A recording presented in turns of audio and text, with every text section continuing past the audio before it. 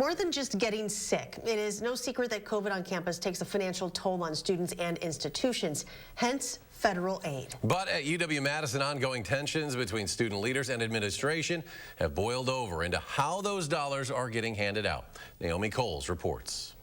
All the time. A junior in the UW-Madison School of Education, Jessica Madley is taking 18 credits, working 2 jobs, and all the stress that comes with it. My parents can't afford to send us all to school, so we basically pay for our tuition and housing by ourselves or by loan.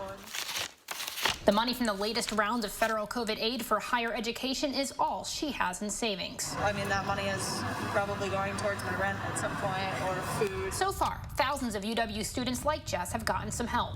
The university had $9.9 million to give in federal aid. Eligible students received at least $1,000.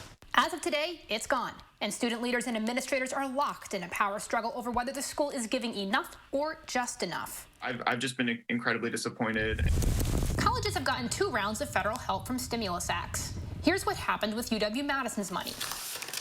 Pretend this is $20 million. It's not. The federal government said half must go to students in direct financial aid. The other half institutions could use for COVID-related expenses as they saw fit. UW-Madison took that second half and used it to cover campus housing refunds. But it's round 2 that student leadership flagged. Schools got even more money. But instead of half, this time they only had to match the dollar amount they gave the last time. The rest, in UW-Madison's case, $20 million, is for the institution.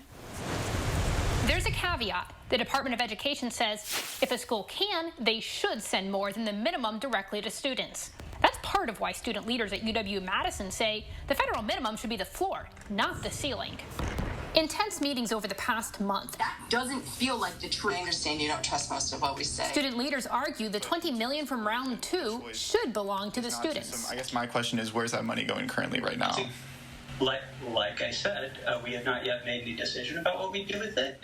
They should be giving as much money as possible for students. They'll be able to withstand the pandemic, but many students won't. And the crippling debt that they are being placed in during this time is something that will not leave them. The university says they have their own shortfall of $320 million in expenses they need it for. That's how they plan to use it. When we asked which expenses, the UW said they were still waiting on some federal guidance. So this additional $20 million is just honestly a drop in the bucket compared to the amounts that we've had. Plus, the Vice Chancellor of Student Affairs says they have served every student that asked for financial help, including 85 crisis loans and another $180,000 in private funding.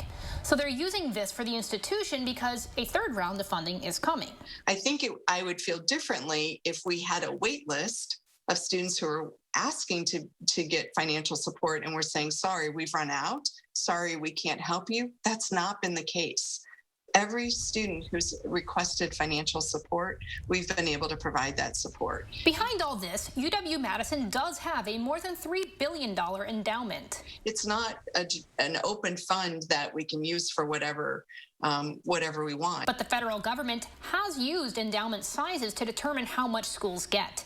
In the 3rd round of aid, schools with endowments less than $1 million will be prioritized with a higher funding formula.